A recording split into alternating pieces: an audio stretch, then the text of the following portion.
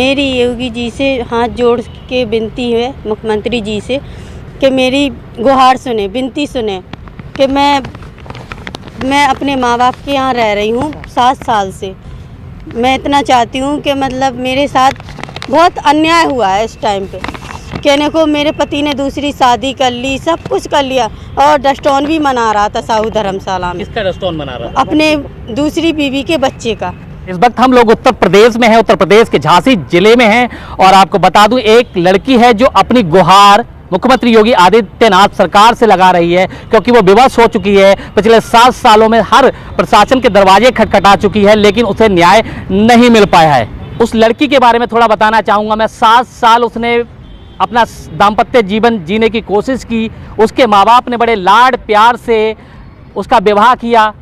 विवाह में कर्जा लेकर 10-11 लाख की शादी की। उसके बाद उस लड़की को ससुराल नसीब नहीं होता है। मात्र 2 से 3 महीने अपने ससुराल में रह पाती है। उसके बाद उसका पति खुकार रूप धारण कर लेता है, उसको लगातार प्रताड़ित करता है और मारपीट करते हुए उसको भगा दिया करता था। जब भी वो जाने की कोशिश करे उसे भगा दिया करता था। बीते 7 सालों से यही चला। मात्र 3 महीने अपने ससुराल रह पाई और उसके बाद से 7 साल अपने मायके में रहने पर मजबूर है। लेकिन हद तो तब हो गई जब उस जितेंद्र ने, इस लड़की का जो पति है, उसने कानून व्यवस्था को ताक पर रख दिया और मजाक बनाते हुए सार्वजनिक तौर पर अपनी दूसरी जो लड़की से उसने गुपचुप करके शादी की, उसके शादी से जो लड़का उत्पन्न हुआ उसका दस्तौन करता है सार्वजनिक तौर पर, जहां पर सैकड़ों हजारों लोग उसके दस्तौन कार्यक्रम में आता है। और कहीं ना कहीं वो दिखा रहा था कि मैं कितना मजबूत हूं, कितना दबंग हूं, कि मैं इतना बड़ा कार्य कर दूंगा। और ये कोर्ट में केस चल रहा है,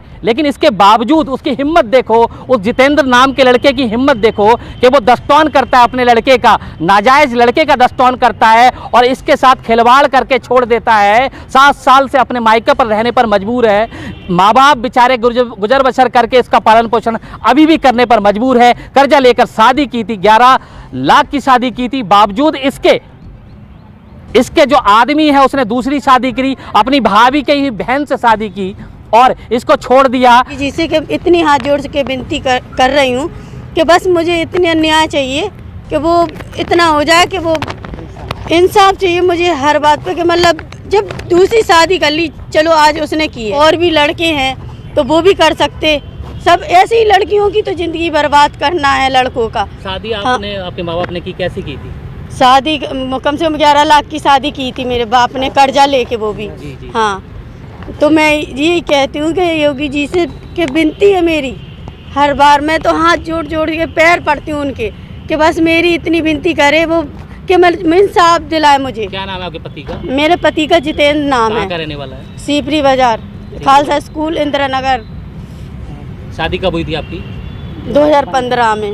2015। कितना समय आप मायके में रहे हो, कितना समय ससुराल में रहे? उनने हमें, हस्बैंड ने हमारे 2 महीने नहीं रखा है मुझे साथ में। 2 महीने नहीं? हाँ, क्योंकि हरदम यही बोलते रहे कि भाभी की बहन से शादी करना है। अच्छा। हाँ, लेकिन मैंने ये सोचा मजाक में हो रहा होगा, सब कुछ बातें कर रहे हो, लेकिन मुझे क्या पता कि हकीकत में यही होना है मेरे साथ। जी। और हकीकत में उसकी भाभी भी है। था, मार के शराब पी के आके मारता था मुझे। अच्छा। हाँ, शराब पी कुछ नहीं करते। मतलब कोर्ट में गए?